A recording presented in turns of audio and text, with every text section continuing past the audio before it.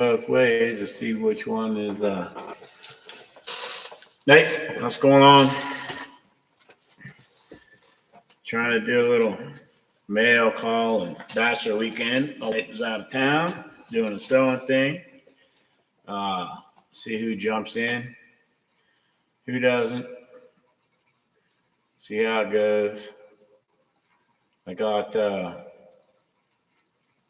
StreamYard and I got YouTube going, so we'll just see which one's the best for me.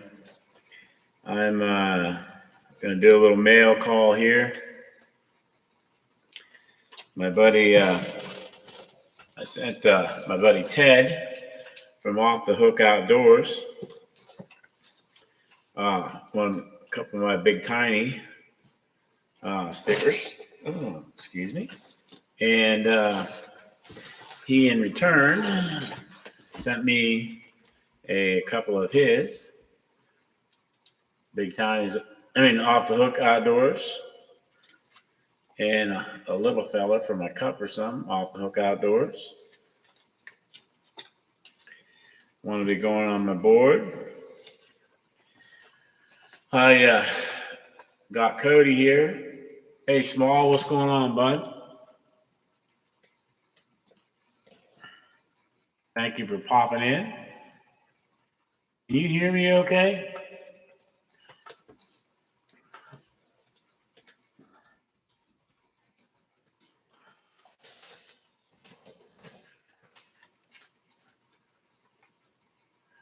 But anyway, Cody from Hog Deer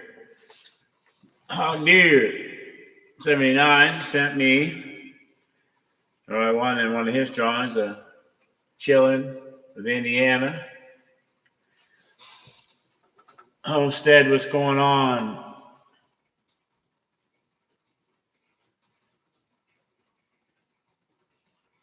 Can you guys hear me okay?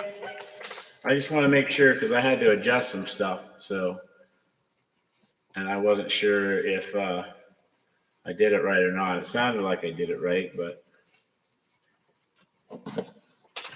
and then I won a few things in Mo Dogs little drawing. I got me a JJ Drones. There's an echo. Okay, hang on.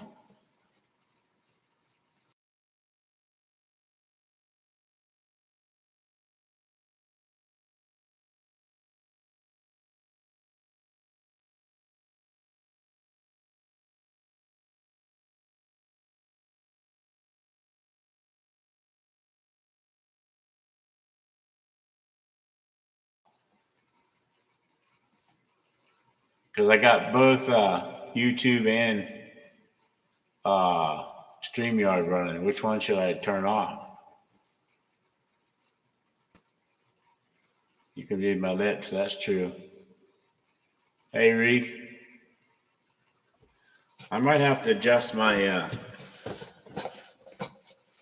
my sound a little bit too.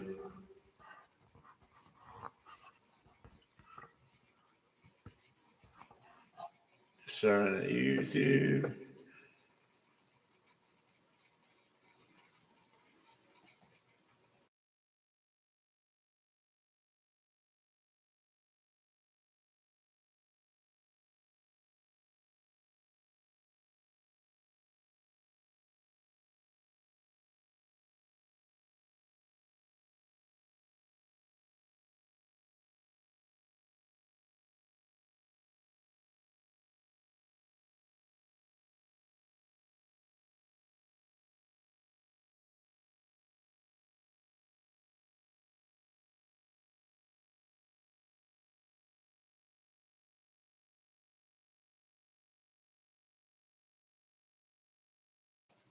Sound on. Still echoing though? Because I can adjust this some, I think.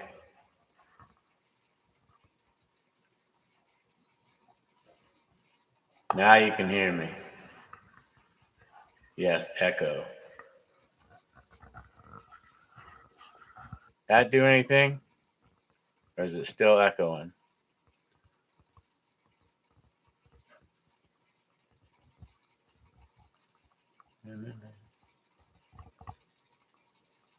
Yes, perfect. Yes, I am. Thank you.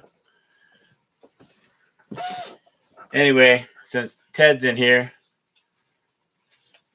I gotta show this again. Got my stickers from my buddy Ted, Off the Hook Outdoors. After I think you won some of mine, if I'm not mistaken. I got Carl again with Indiana. I already got several of his, so we're good there. It's making good things. I got JJ Drones, another one of his stickers. I got a JJ Drones business card.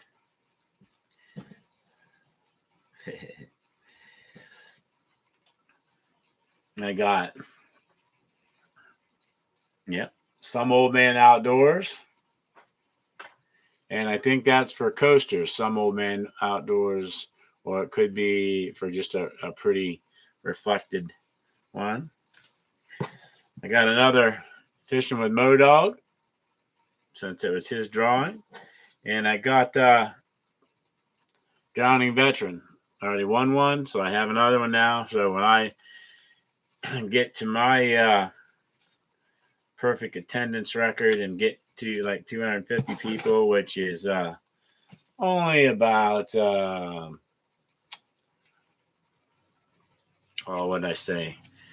I think I'm at 185, so I got 65 to go. But apparently, it can be done at some point in your life on YouTube. But yeah, I actually am spent a lot of day. I got 5 new customers for Rubline Scents. And I went and I'm going to pick up a couple more tomorrow. I am actually going to be I sighted in my 2 rifles. I always take 2 rifles when I go hunting. I sighted in my 338 Win Mag, and I sighted in my 270.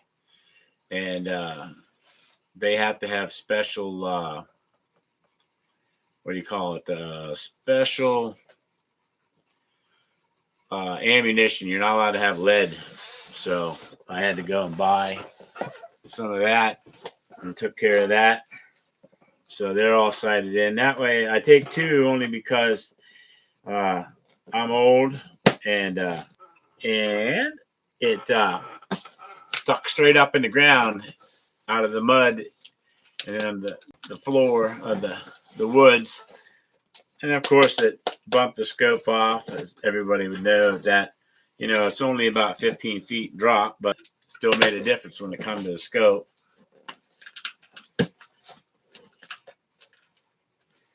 Seeing double, yeah. No, I just old and always prepared. At one point, when I used to, me and my family would all hunt together. We actually had at least a dozen people out in the woods at one time, and then I was the only one blessed enough to have a lot of guns, so I had to provide guns for all those people, and I got quite a few.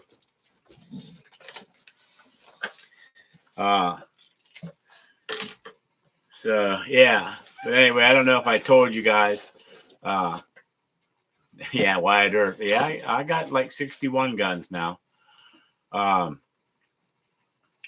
yeah, my thing was always to collect guns, and I wanted to give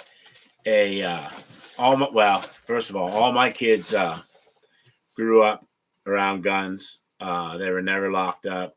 They were taught respect and stuff like that. Never played with them ever. I only took them out to shoot them when we sighted them in and shoot them when it was hunting time. But I had 2 boys and 2 girls originally, and then I got remarried and got another boy and another girl. but same thing applied. Was I don't care, girls. I love you. You're gonna figure out this hunting stuff. You're gonna learn how to hunt. You're gonna learn how to take care of yourself. Whether that be supplying food uh, for your babies, or supplying food for your family, or protecting yourself. So, and my thing is to have one shotgun, one 22, one rifle, and one pistol for every one of my kids and grandkids. And I'm currently up to 6 kids and 15 grandkids. So I'm slacking in some of the gun departments. Oh, yeah. I don't know if I said pistol. Also, I want to have a pistol for each one of them, too. So, yeah, I got a lot of collecting still to do. But I also ended up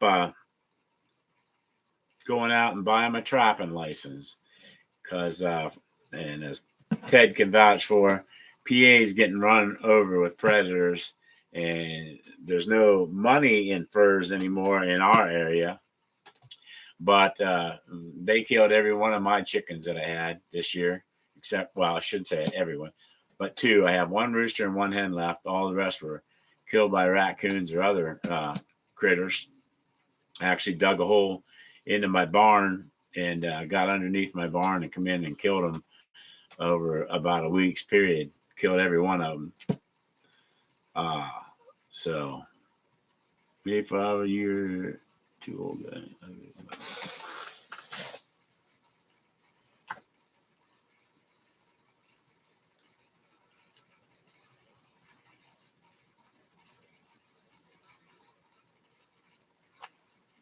Ray Frower, you're too old and ugly.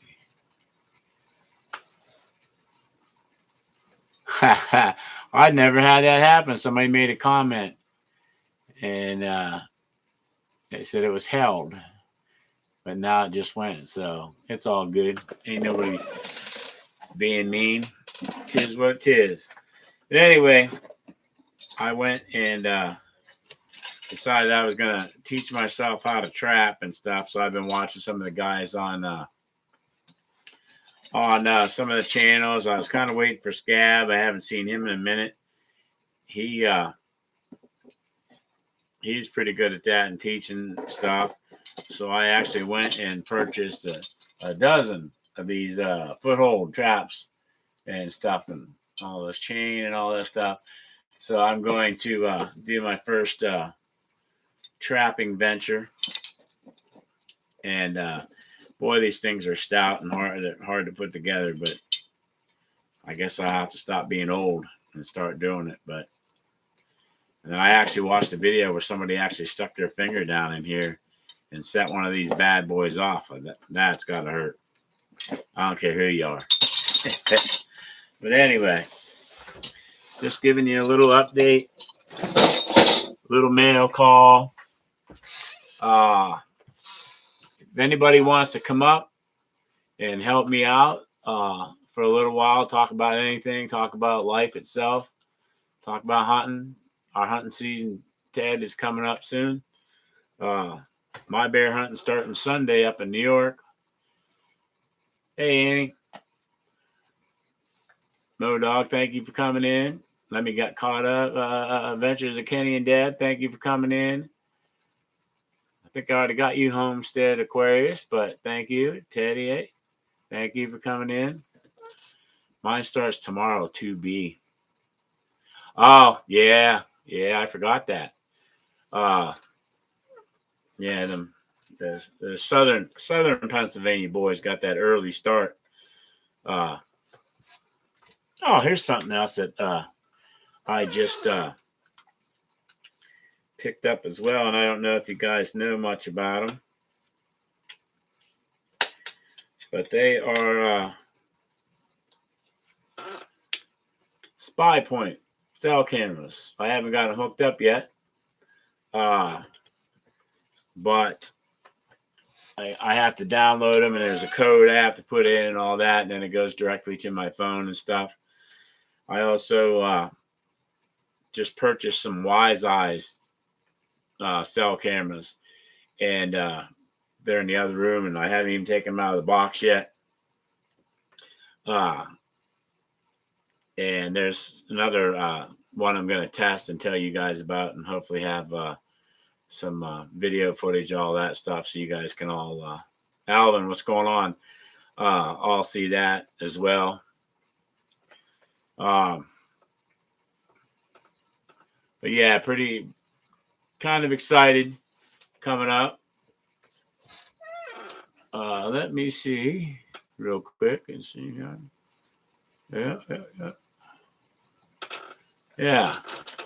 So I'm not sure if anybody wants to come up or not and chat, but I'll keep bouncing back and forth to see if somebody tries to come up or figure out how to do it on this one.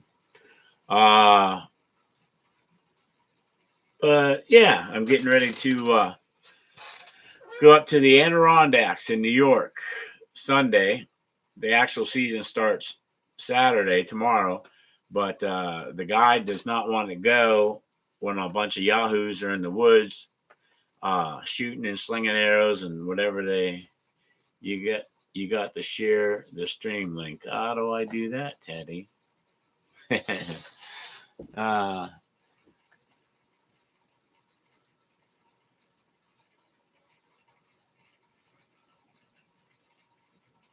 Let me see.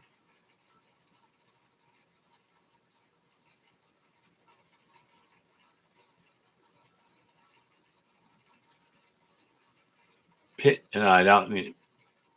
That's pin the mess, and that's not pin the mess. I don't want to pin your. I want to try that just to see what it does. Ha! There you go, Ted. I pinned your message. Let me see how I can do that. I'm not sure how to do that, Ted.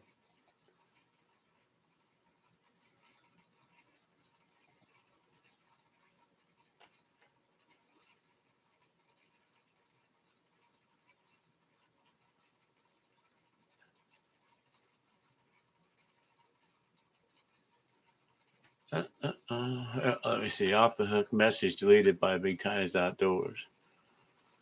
Yeah. Down below, you should have it at the bottom of your screen. I see edit. I don't see anything. What's that?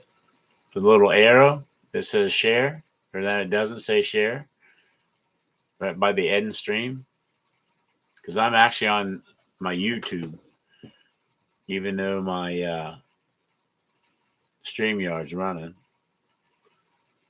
Let me see if I move over there. Oh, I don't have it. Says go live. I didn't go live on that. What? Can I share that? No.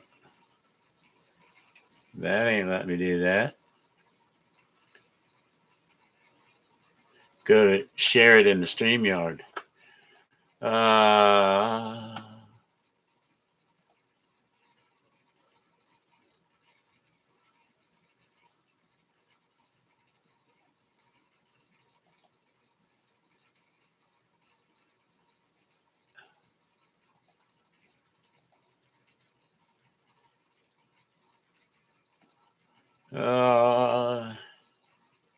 Can't do it from YouTube.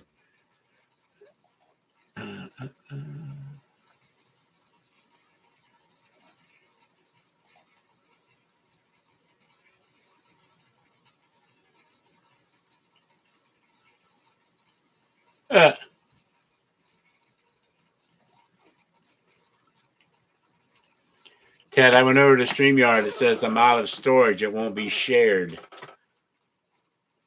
Now what do I do? Ted.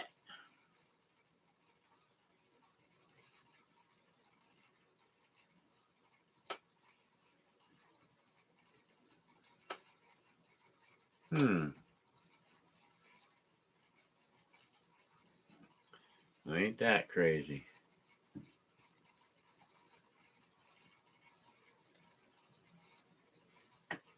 Live. Do.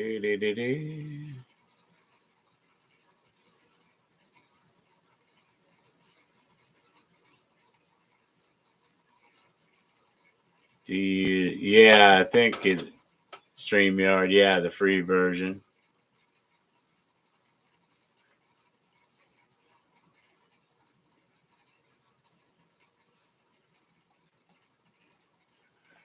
But I clicked on the go live and it says you're out of storage, so the broadcast won't be recorded unless you free up space or upgrade your sign in. So what's that mean? They want me to pay him now? Oh.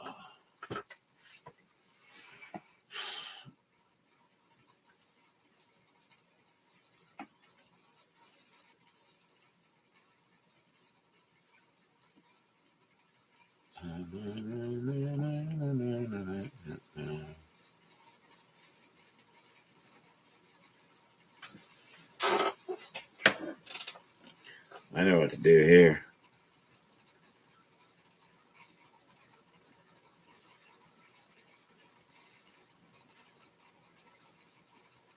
Maybe.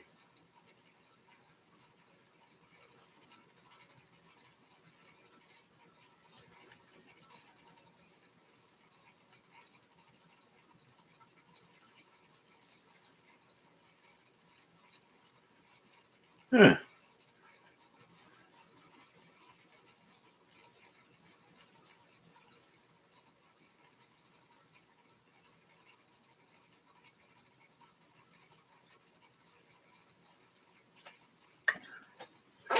I'm gonna cheat, you guys. I'm gonna cheat. Hey, buddy. Yeah, your time is up on StreamYard. They only give you 20 hours a month to go live on the free version. And then after the 20 hours, you won't be able to go on until your month, since you started it, it'll reset next month. Oh, yeah. So in October, it'll reset again. Unless you buy the $25 version. It's unlimited streaming all month. Oh, yeah. Yes, but you have to, you know how you got on and you're on YouTube? Yeah. You can't do both. You can be on YouTube, but you have to start your stream out on StreamYard. So you can share the screens, and then you can open up YouTube. But don't use, if you want to share screens, you don't want to use your YouTube first. You want to use your StreamYard first, and then open up YouTube to watch the chat. But don't, like right now, you're in YouTube. You can't be in StreamYard because your time's up, so you won't be able to share it. You won't be able to have anybody up until you either reset yourself or buy that membership. Okay. Yeah. So it'll probably reset itself for a couple of days in October. Oh. Yeah, StreamYard. You're on your 20 hours a month. Yeah, StreamYard wants $240 a year. Yeah, I would pay, if you pay, I would pay monthly. Yeah. But if you're going to use it all the time and go live, then whatever you can afford to do, but $25 a month is unlimited streaming. Yeah. Yeah, I'll have to look at that. Now, will everybody can hear me though? I just can't have anybody come up, right? Yep, in YouTube, you can only you on the screen. Okay.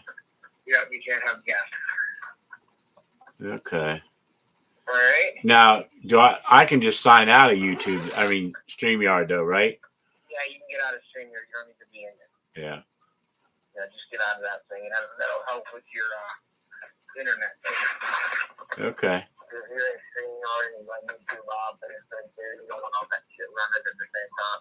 Yeah. All right. I'm heading home, but I'm going to put you on. When are you going away? What's that, bud? When are you leaving for bed, honey? Sunday. Okay. Well, good luck. All right. Thank you. I appreciate it. Yeah, I'm going down to my camp Saturday night. I'm going to watch my daughter in a volleyball tournament tomorrow. Then I'm heading to camp, and then I'm planting my dad's food plot on Sunday morning. So. Cool. Yeah. So I'll talk to you after your hunt. All right, buddy. All right. All right. Thanks a lot. I appreciate your help. I think I got to order another couple cans off of ROFL. Oh, cool. Yeah, I'll move this code again. Cool. Yep. All right, I'll talk to you. Yep, I'll talk to you later. All right, buddy. Thanks. All right, buddy. Bye. No. Yeah, I had to do my homie hookup. So y'all heard it anyway for the most part. Hi, Cottonwood. Bold Line, hey, what's going on? Thank you for coming in. I guess my StreamYard is up for the month. I guess I got my quality of 20 hours in. So that's cool. I'll have to look into getting maybe the full-time thing once I get up there to 250, subscribers or something. But I was going to ask some people, and while I'm here, I seen some of these like vlogs and stuff where they offer you 1,000 bananas, 4,000 watch hours, and 5,000 something else. In your guys' opinion, who's in here, do you guys think that that's actually worth it?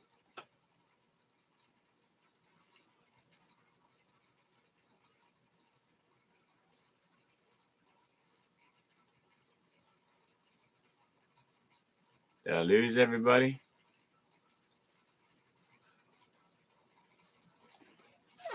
So there's only two in here now.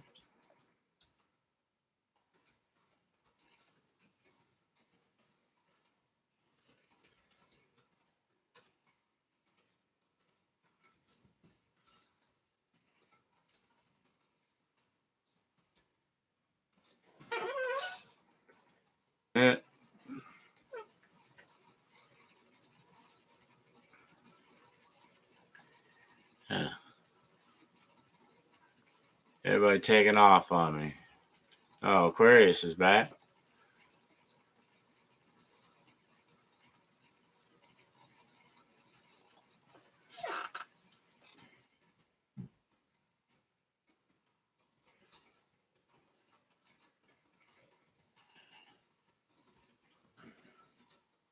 Yeah, it's fun, I think. It's kind of nice talking to people and stuff like that. I didn't know that you couldn't do it from your own studio, YouTube studio, and have people up and stuff. But yeah, I'll have to maybe get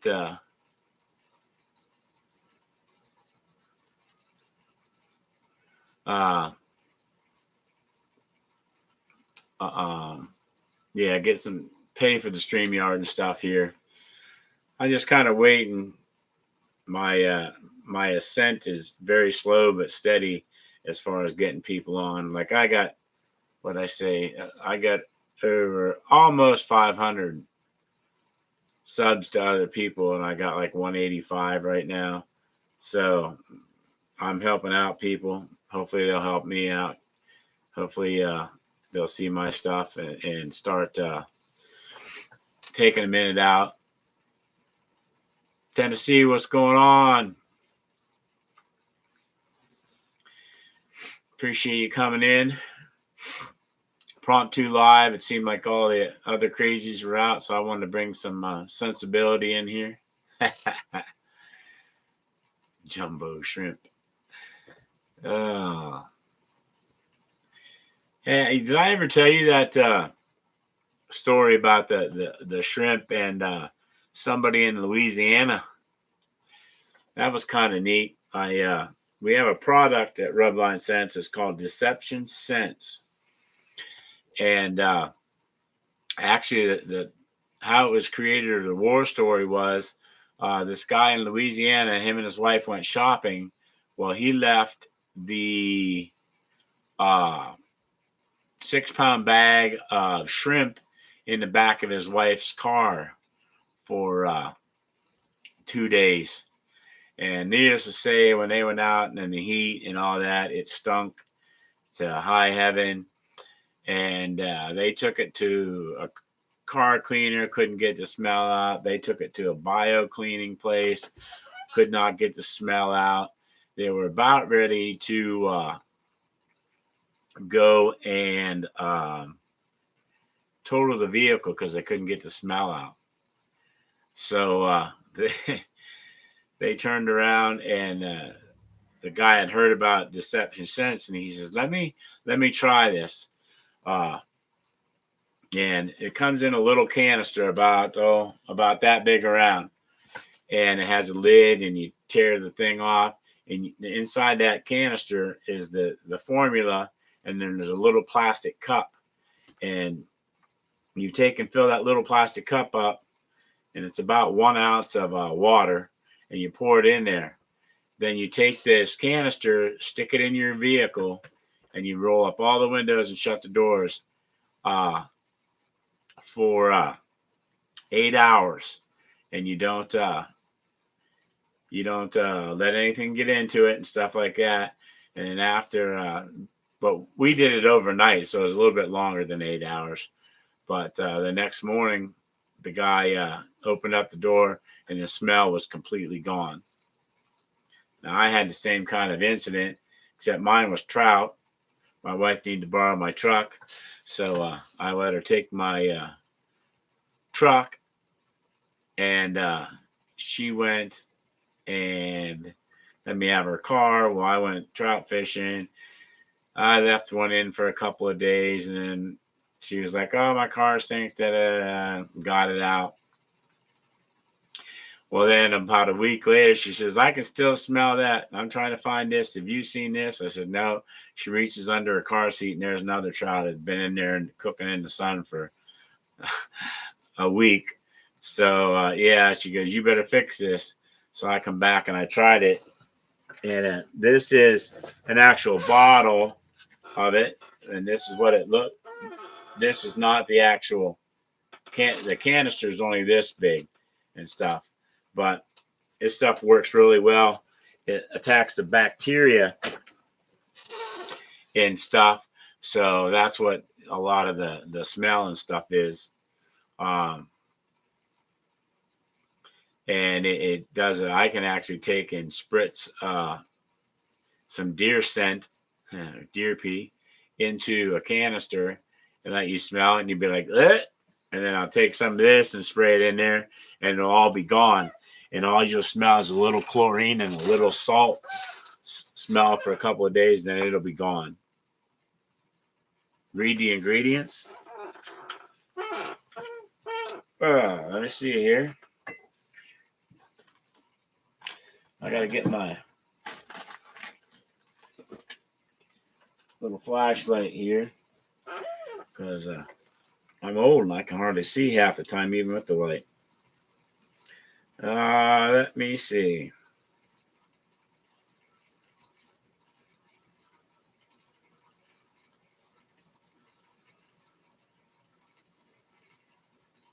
Yeah, they don't really tell you the ingredients. They actually tell you active ingredients. Oxychlorochemical species. That's what it says. So I'm not exactly sure. But in this one, for example, they have little beads on the side in the packet. And what you do is you take these beads out, you put a little bit of water in, you pour the beads in, then you finish filling this up the rest of the way with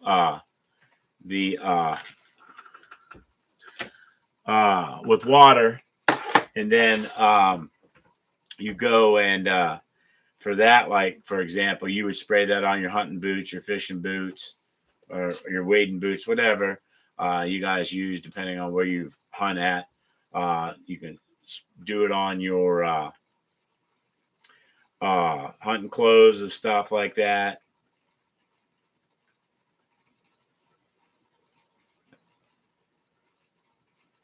Yeah. Use the ozone machine. Yeah, that works too. But this Deception Sense, like I said, a lot of these guys are taking canisters and getting those cloth. You remember them cloth closets that people had and stuff? They actually put and hang up all their clothes in there, and they use that to de-scent their clothes. my ozone machine to get the smells out.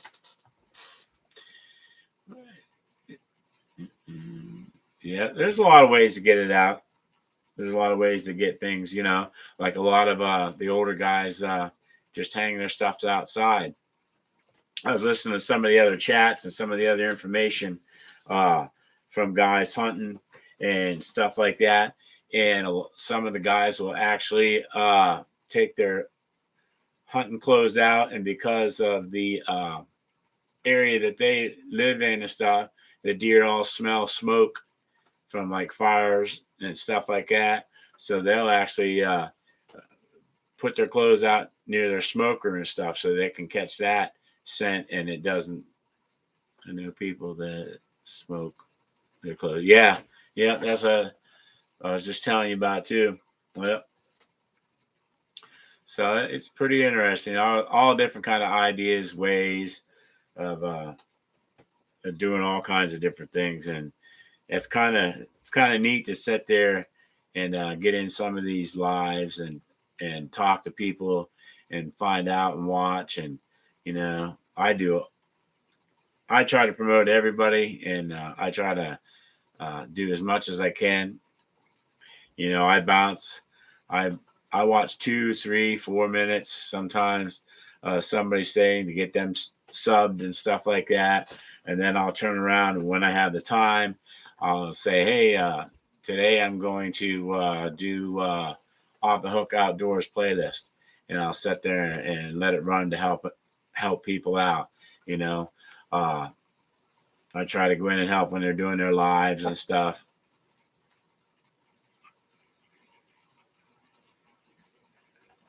Yep, no doubt. So that's why I started out doing that, and now I got this little setup here, but I'm actually in the process of I'm going to go to one of my other rooms that I have in the house, clean it out, redo it all, and then possibly take my my show on the road upstairs to my one of my rooms and have my stuff all set up there. So it's just pure YouTube video stuff.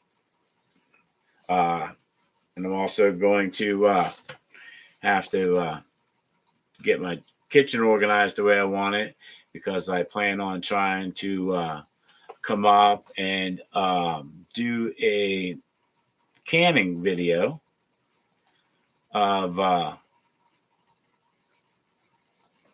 how to can venison without using a pressure cooker. Also, I think some of you guys seen my cooking corn on the cob in the microwave. Kind of neat, kind of fast. You don't have to wait for the water to boil. Tastes just as good, I think. So, and then the way that was done is you actually cut the one end off, and then you grab the other end and you squeeze it, and it takes everything out. There's no silt, there's no husk, there's no nothing, and it comes right out pure and clean. So it's kind of neat.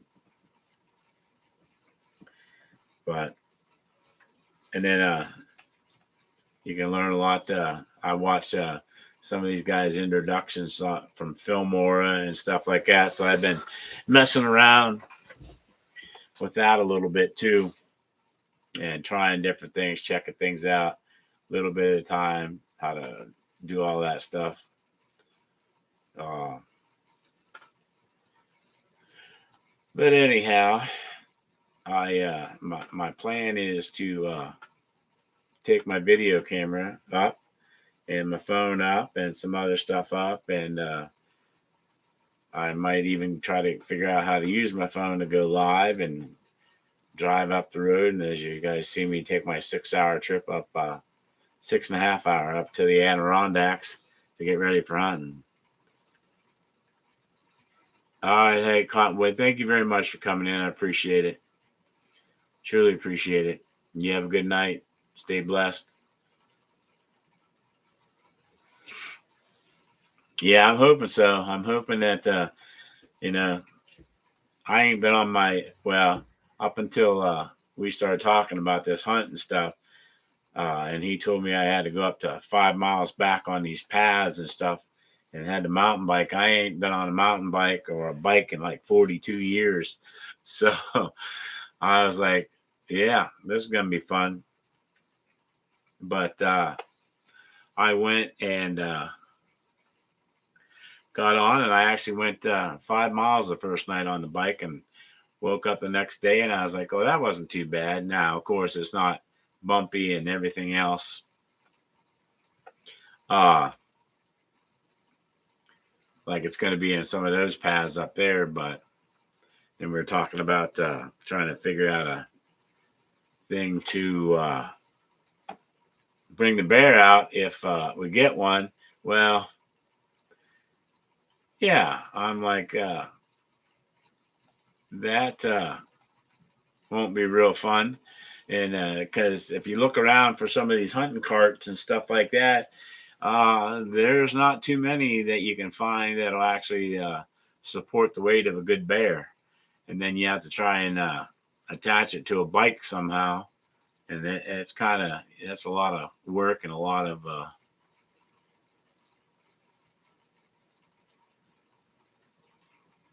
yeah. I try to, when I subscribe to somebody, that's what I do. I ring the bell for all. I watch the video for about 2-3 minutes. As soon as I subscribe and stuff, and it seems like mine all stay there, and it helps them out. And then when I have the opportunity, I go back, like I said, and I watch more and watch complete videos and stuff like that. But like I said, that is I don't want to say it. That's a lot of time someday when a lot of people have more than 5 or 10 minutes, and you got like 500 people you subscribe to. So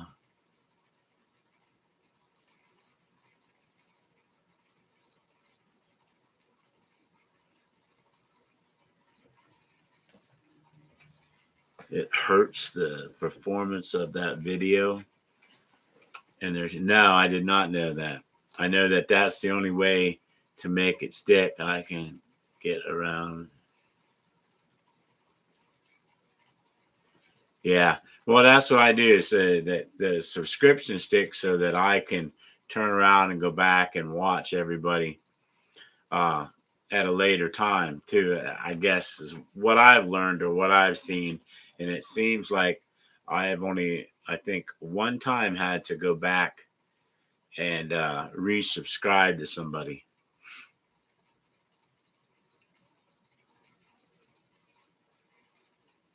Huh. Yeah, I never heard of that. So, but then again, I go back and I watch them anyway. So it's just like a makeup for me. But because I know that I've had trouble where I've been on and people have subscribed to me, yada yada yada, and they say that, and I'll be up one day to like there for the longest time. I was trying to get to 150, and I get up to 147 or something like that, and then people would all say, "Hey, we'll subscribe to you, or we'll do this, or we'll do that," and you see, gotcha, hook set, hook set. But it was just like the next day I was like at 155, and I was like, well, that's cool. Well, then turn around and by the end of that day, I turned back and I was back to 146. So they had not only taken everyone that I gained, but took another one.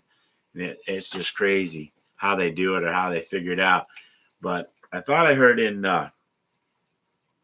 somebody else's live that they're possibly dropping the amount of hours needed for monetization and stuff like that. I'm not sure. I was kind of listening to watching somebody else's video while I was listening to the chat.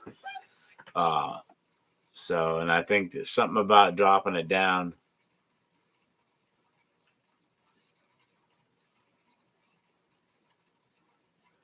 So, but yeah, I think they're talking about actually dropping the,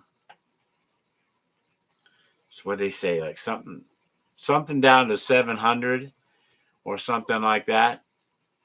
I don't, and then dropping the watch hours down as well or something. I can't remember exactly what all was said. But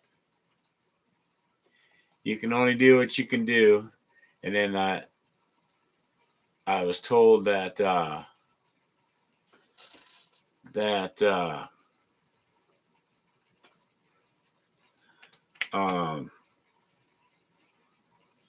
oh my goodness, and I forgot what I was going to tell you.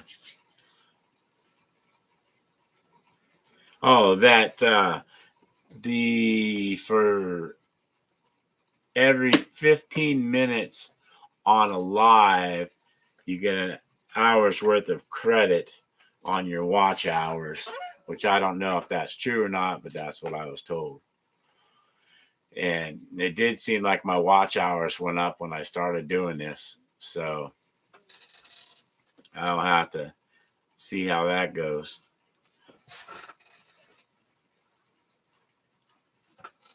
So that jumped up for me some, but oh. Well, hey, would you, Aquarius, do you know enough about this stuff to be a mod to help me out with some of the stuff, or would you be interested in, because I know that Ted off the hook and Cottonwood offered to do it, and I got to have people that I can trust that I know too.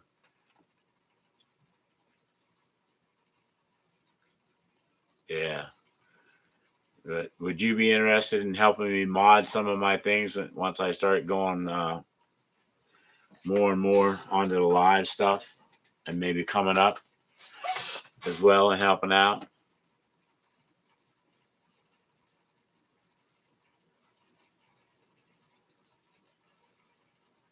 Okay.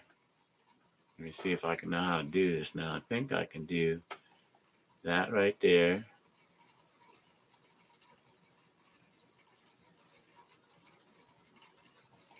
And then go like that.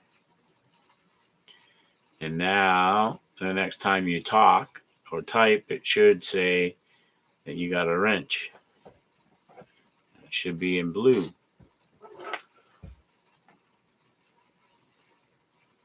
Yep, you're blue. That's cool. I truly appreciate it. Yeah, I'm learning StreamYard myself, so maybe when we get some of this stuff all straightened out and stuff, it won't be that bad. Because I knew I had to start StreamYard, but I wasn't sure. Well, I thought I had to start StreamYard first before I start my YouTube. But StreamYard says go live, and then you got to do something else. So I may just, I know.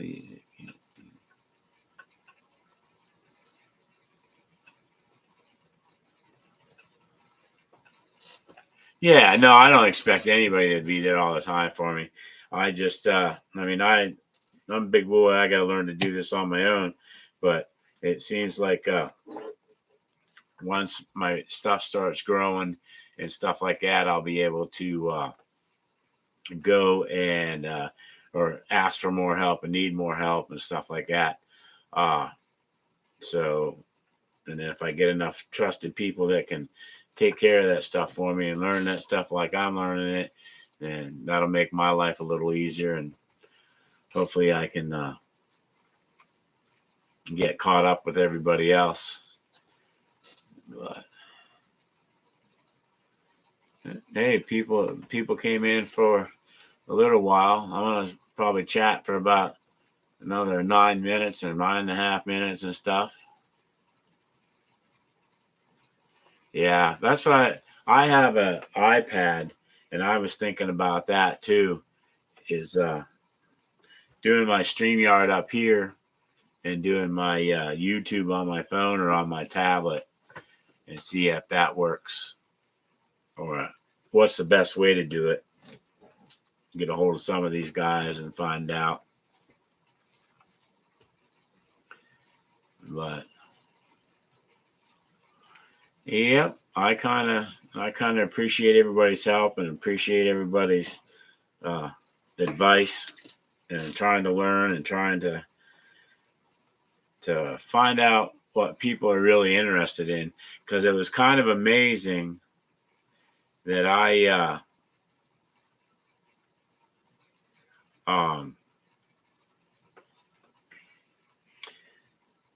got into this after retiring from the Department of Corrections, and I just thought it'd be neat, you know. I watched my sister-in-law. She has a cross-stitching thing, and her and her daughter, they just sat there and started doing all this stuff, and she has thousands upon thousands of followers. It's like crazy. And I was like, well, maybe people love hunting just as much as I do, so maybe it'll be fun. So that's what I hear. That I thought that at least is the best for streaming you can do from your phone. It's just tiny screen. Yeah. I don't know. I also did the Instagram thing, starting it out, and I'm trying to think. I can't remember which one I was on, and let me see if I can find it here. But I had posted a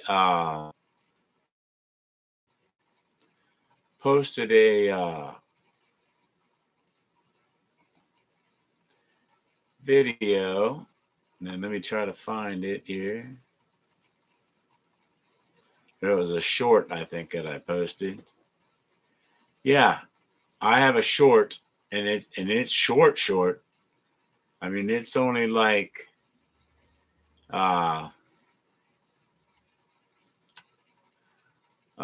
maybe 20 it's 13 seconds, matter of fact. It's 13 seconds, and I posted that, and I have almost 1,700 views.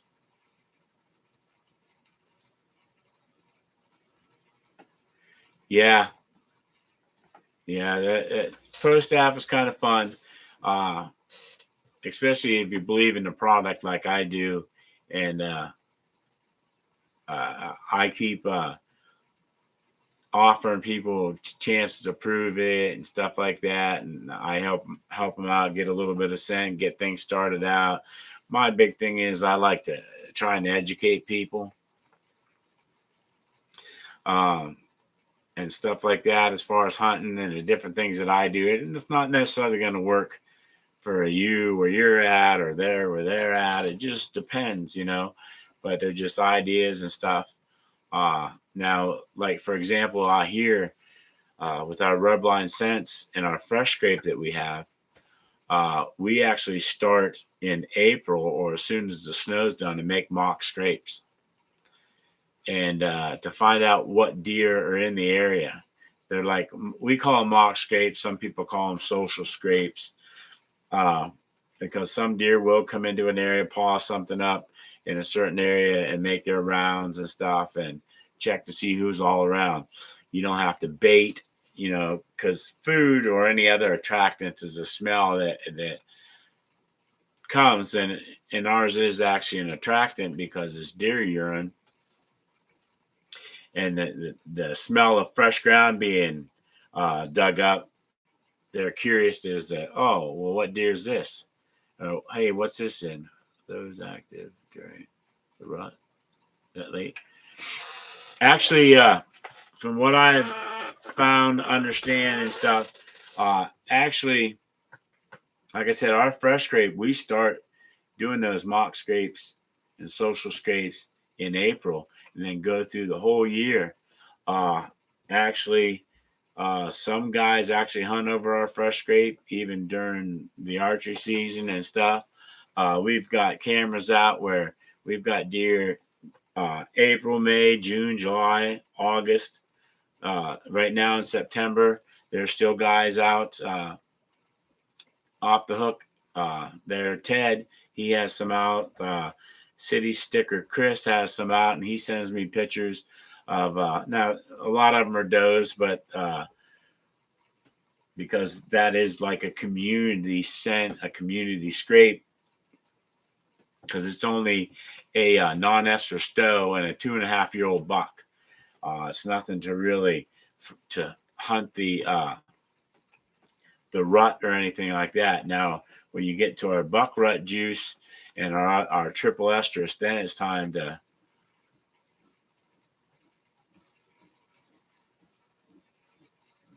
yeah, they are. And I mean, there's all kinds of ways to attract deer and stuff. And I mean, over the years, I did not know until I was much older. I was out feeding birds at my one camp, and I would just throw the stuff on the ground and watch the birds come down in and stuff. So I'm sitting there, and it was a mixture of bird seed and sunflower seeds and stuff like that. So I get up one night in the middle of the night, and I see my light outside shining on my front yard, and there's these deer all grazing in the front yard. And I was like, I know the grass is cut, but it ain't that good. And I realized that they're actually eating the bird seed.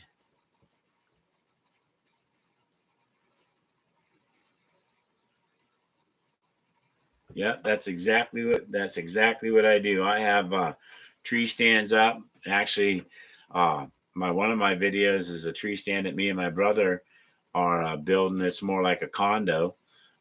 You'll actually be able to hunt 4 people in it. It's 8 by 10 with a 3-foot porch on the front. So you can actually, if you have a bow, you can actually step out front and shoot from it.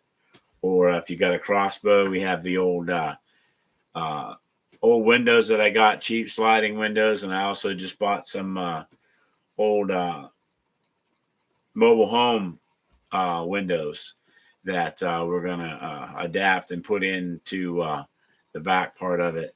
So, yeah, it's another video coming out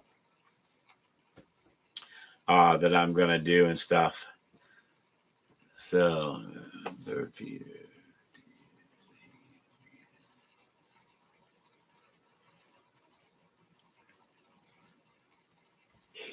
Yeah, they do. They do. I actually had a peach tree, and it's hard to grow peaches up here in this part of Pennsylvania because of the lake effect and stuff like that. Oh, I'm Rick. Nice to meet you, Robert. I thought, well, I guess my StreamYard says who I am, not the YouTube. But yeah, I actually had peaches growing. My refugees that I had, their house burnt down up the road here a few years back, and we took their entire family in while they were trying to get their house situated and find another place to live until they could get their house rebuilt and stuff like that. So we took their whole family in, husband, wife, and 2 boys. And I had some peach trees in the back. And everybody says you have to have two to pollinate and stuff like that. Well, luckily there must be some good bees or something around here, because those kids went and snapped one of my trees right in half, ran it over with a vehicle. They decided they were going to take a little jaunt in my little back field and snapped and ran over one of the trees. So I was like, nice. So, but anyway, somehow I got pollinated, and I actually had peaches probably about, I'd say close to a baseball size. And I went down and I seen him, and I was like, oh, that's cool. So I watched him, and then I reached up and I tried to test to see if they were hard yet, and they were always hard. And then about a week later, I went out and I was like, "Oh, there's some on the ground." So I picked them up and I started eating them, and I was like, "Oh man, these are great." I'm surprised. And then I was like, "I'm gonna come out tomorrow, and I'm gonna pick all these, and I'm gonna start eating them up." So didn't I get up the next day? It was kind of chilly, and I was like, "Well, I'm gonna go out there and pick those so I don't lose them." And I went out and I was like, "Where'd all my peaches go?" I was like, "Are you kidding me? What happened to all my peaches? There was no wind. It shouldn't have knocked anything down." Da da da da da. So I'm looking around and I look over to the left a little bit, and then this dirt spot that it was created when I had dug up the spot for the peach trees and stuff. Here was this big old paw print. A black bear had come in and picked every single one of the peaches up off the ground, and then reached up, and you could see claw marks where he reached up, grabbed the tree, and shook the tree, and knocked all of them down, and ate every single one of them.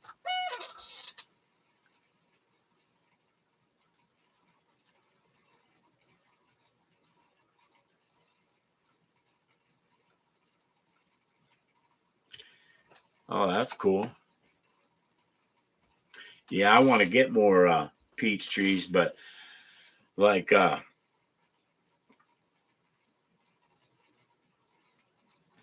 I hunt bears too. I hunt everything pretty much. Uh I actually got a lab, so I hunt a lot of birds, and I got him he's a pup, but then I had just when he was getting ready and a good time to train him, I had him in 2 obedience classes and stuff like that, and he was still young, but then a lot happened in my life. I got uh my wife's uncle passed away from COVID in September. Then I turned around in December and got COVID. Then got out after a week of making people miserable, and they had a home nurse for me and took me back, and she was in there 2 days later, and she said, "Honey, you need to go back to the hospital. You're not going to doing so well." So I went back for another week and finally got around, and they had enough in me that I could be home. I still had to be on oxygen for a little bit and stuff like that, but I didn't want to be sitting in a hospital on Christmas. So I told him, I said, "I want out by Christmas." I said, I cannot be in here, or I will not be a happy person. And then turned around, got out 2 days before Christmas. Couldn't buy anything because I had been in the hospital, hadn't done anything, wasn't really up to moving around, had an oxygen tank and stuff. And yeah, it's crazy having that stuff. But then I was like, "Oh, at least I'm not in here Christmas Day," so that was nice.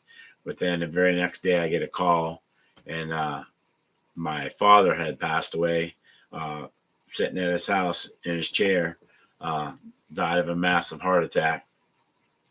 Uh, so I was like, "Oh, good Lord." So then we're dealing with that. And then her uncle, me being sick, and then she ended up getting sick too. And then another one of her uncles, New Year's Eve day, passed away. For the same thing, COVID. They had both of them were starting to get better, and then something else would happen, and it was crazy stuff. So crazy stuff, but that's part of life, man. You know, that's why I wake up every day and uh, happy that I wake up and thankful. And one of these days when I go on an actual live, and a lot of people struggle with God, but I believe in God, and I believe in a lot of things, and I can sit here and tell you and testify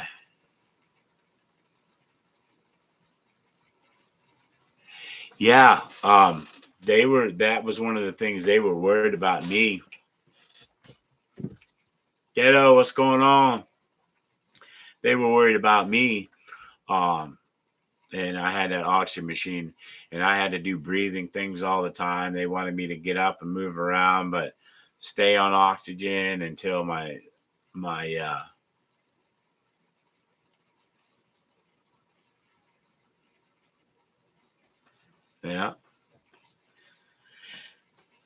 Yep. So I'll have to try and do that.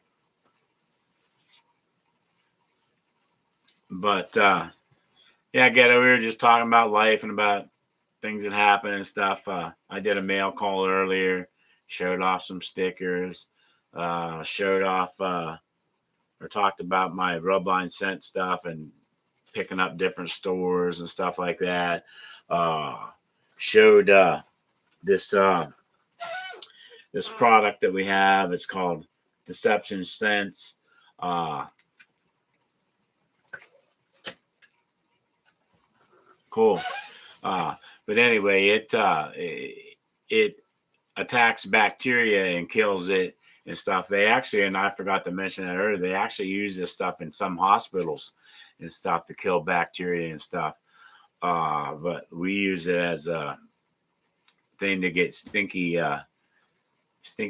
shrimp smell and the stinky trout smell out of vehicles and stuff that no other thing can. And we spray some of this on our clothes and stuff like that. So, and it helps eliminate our odor and sweating and stuff. I got so many irons in the fire right now. Man, I just had I was just posting my Rubline scents. I got 5 new stores already, and I got some more coming up. So I'll have over a dozen stores within actually 1 year. I started late in our September season and got lucky and was blessed and got 6 stores.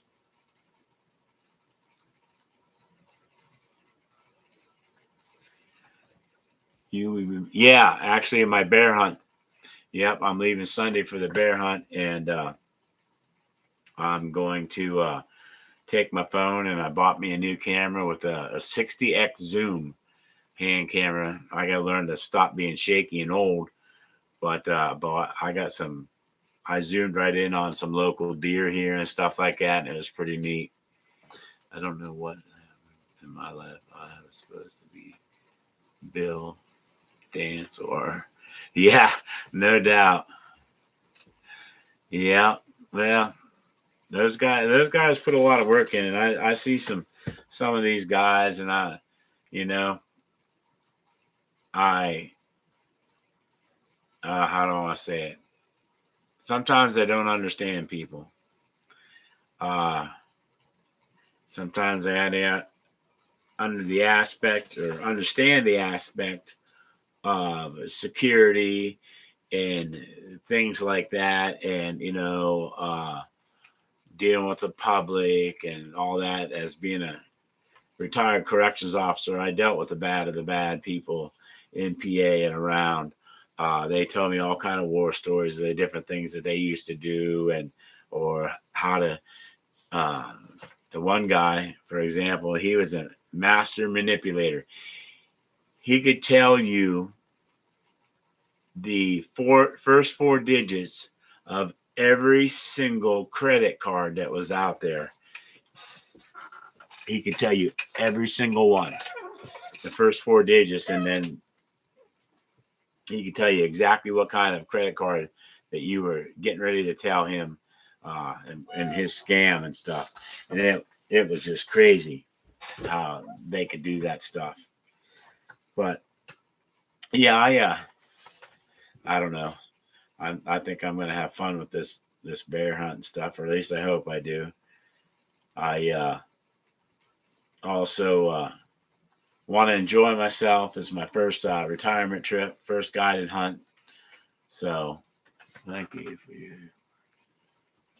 Oh, you're welcome, man. It's PA thing. I did 18 years, and then that was enough. I bought my 5 years of my military back, so that gave me almost a full 23 years of credit. So that helped out as well, being able to get out there. But now I get to go around and do the things I love, man. And I just, my wife is, she, I don't want to say hates me, but she has issues with me at times because I'm that kind of person where, honey, why don't you just come back here in my man cave and sit with me? I won't say nothing to her. And she'll be like, what's the purpose of this? I'm like, what do you mean, what's the purpose in it? We're here together, but you're not saying anything. I said, oh, me being with you have to have a conversation piece. But that's what ladies like. They like to talk, and you got to understand that. And I try to, but I'm just as content going out into the woods, climbing up in my tree stand. Devil Dog, what's going on? Thanks for coming in.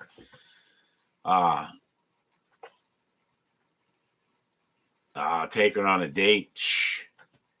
She's too young for that stuff. Actually, she's 10 years younger than me.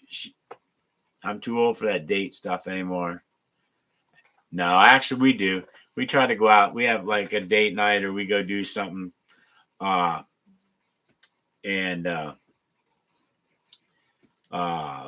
Like a movie or another video that I'm going to bring up, and you guys, I think, will be impressed with, is a place out here that there are actually so many carp. It's called Lionsville, in this reservoir that they all gather around and people feed bread and dog food and stuff to them. And it's just amazing to see how many they are. They're crawling on top of each other and everything. I guess, well, now with all this food, the geese started coming in. Well, the geese ended up starting to walk on top of these carp and stealing the food and stuff. It's just an amazing sight to see.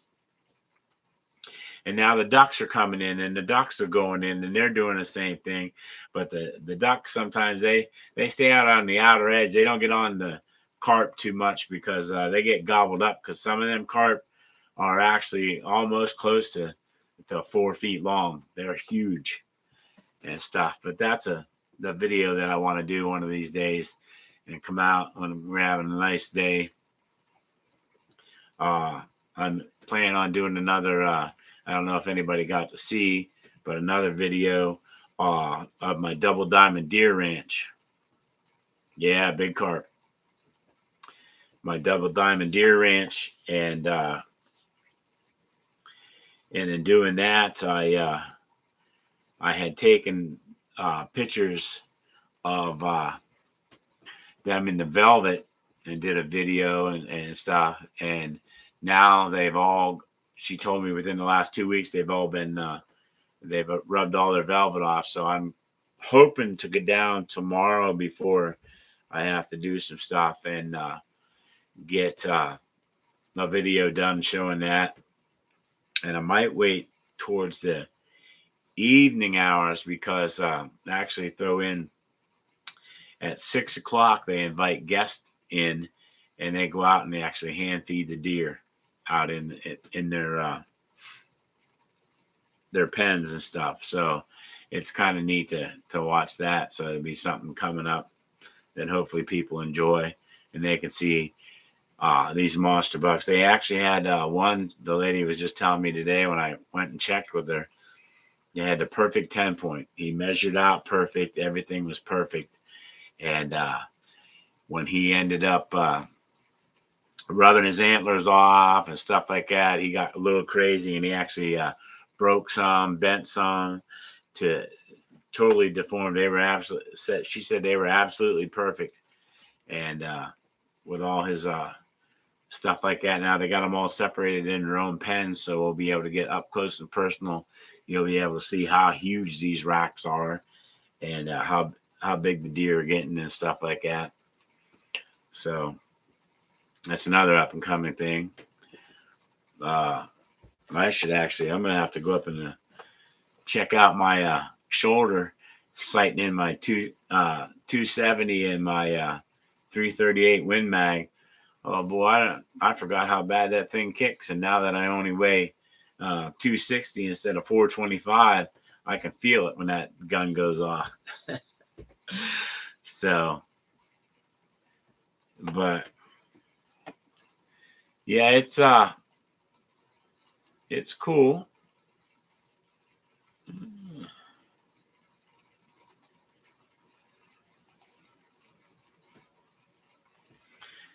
Devil Dog, why didn't you say, hey, make me a mod?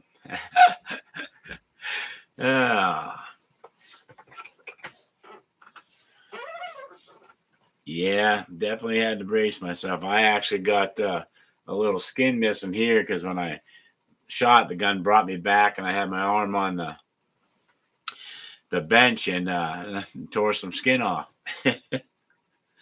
So, Devil Dog must have just popped in and popped back out, or is he? Oh, he's probably multitasking. He does that quite a bit. Yeah, he's still here. He's multitasking. But my 30-30 does a good job most short. Yeah, actually, couple of things. One, that was my first gun ever. It was a 30-30 Winchester. And I shot a lot of deer with that when I was growing up. And two, I was in Alabama for a whole 4 months stationed at Fort McClellan, Alabama, to become a MP, a military police officer down there in 1984, April to August.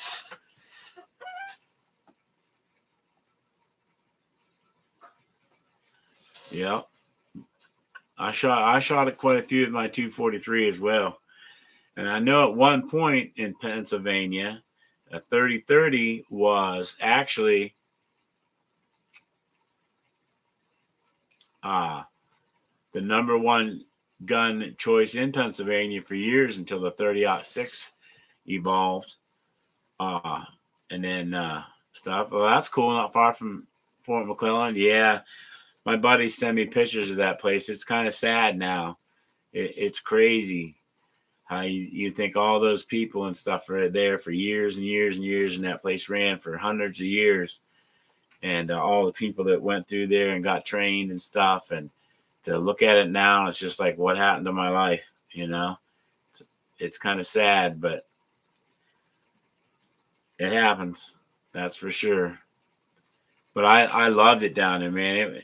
It was funny. It would be chilly when I was there in April through August. It would be chilly in the morning, then the sun come out and warm everything up. And about noon, it would start raining, and it would rain till 1 o'clock. And then you look at your clock, and it was just like, yep, rain's over, and it would stop raining.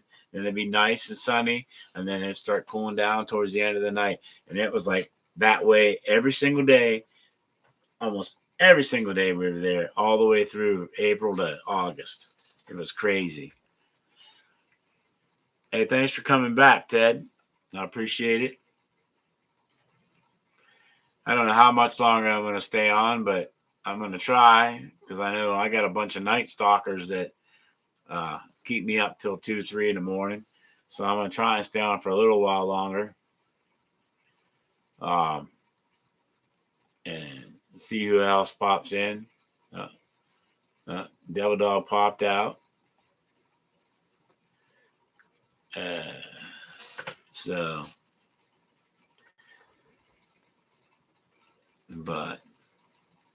I think it's about time for his time that he had. I had a buddy.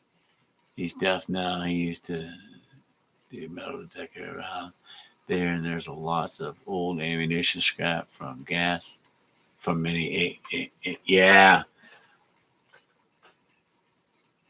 there is. Yeah, there was there's a lot of equipment left out in the field and stuff when people would drop things, and we had all kinds of live fires and stuff like that. We had armored personnel carriers, we had tanks, different things like that, and we had all kinds of crazy stuff to do and learn how to fire and learn the different weapons and stuff like that.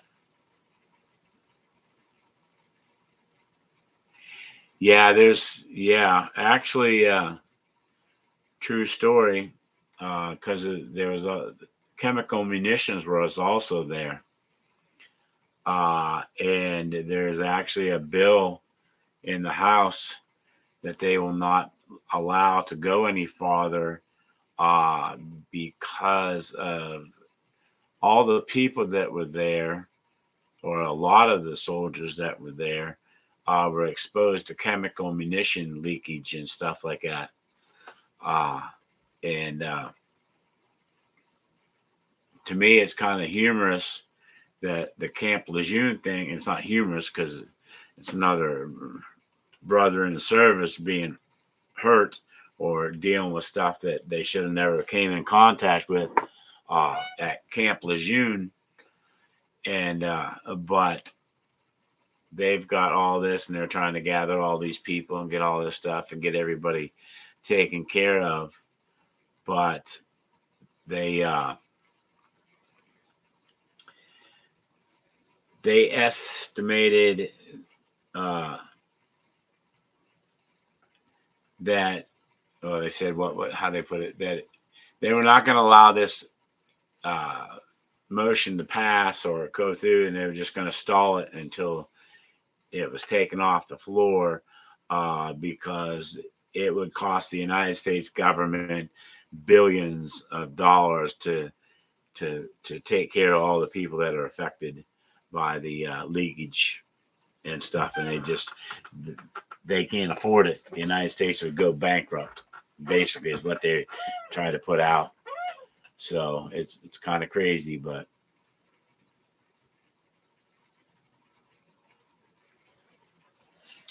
was it Craig Air Force Base?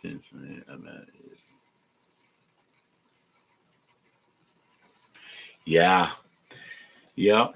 It's sad, and I mean, you would think that they would. No, Devil Dog is there. Yeah, you would think that they would if they were going to move the troops out. That's all well and good, but you would think that they would repurpose it. For real, that there's all kinds. They can turn them into schools. So it's basically what they were, schools for kids. I mean, and just turn them in schools for soldiers into schools for kids. Do you know what I mean?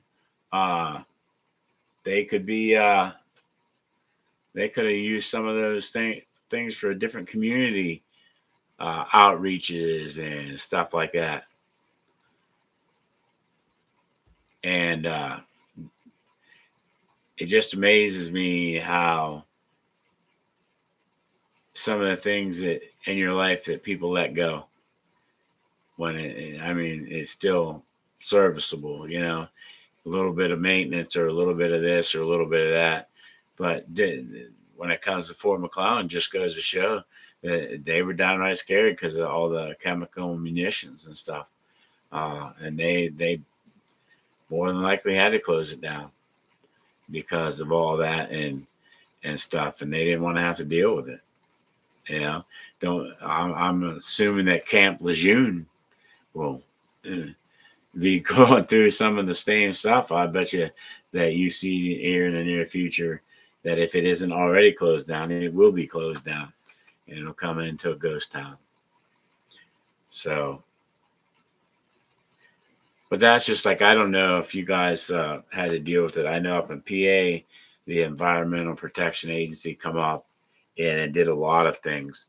And the one was, the gas service stations and stuff like that. Well, they made all these service stations go around and be tested, and if they had leaks or stuff, and of course everything leaks every time, because back then there was not a lot of plastic tanks or different special tanks. They put tanks in the ground and they rusted out.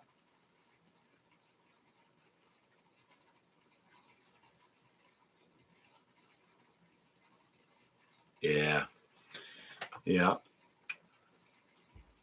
But yeah, like I was saying, in PA, they ended up, the Environmental Protection Agency come in and made all these gas stations dig up their stuff and replace their tanks. And then all of the gas soaked ground from these leaks and stuff, they had to pay so much money to get their dirt taken to a special place and taken care of. And a lot of the small mom and pop gas stations could not afford to do that. So they turned around and just ended up closing their door. And then they didn't have to, but then people would come in and buy it, and they had a big list, and they would have to clean it up and do whatever they wanted to, but they had to clean it up. So it was a big thing. But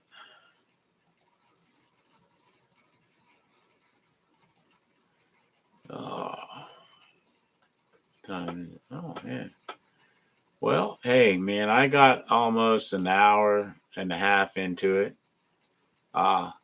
It's been a pleasure to talk with you guys.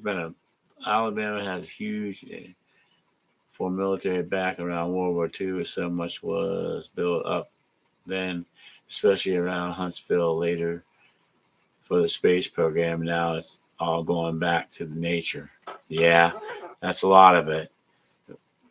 It's just like I actually was stationed at Fort Ritchie, Maryland, and at a physical security site,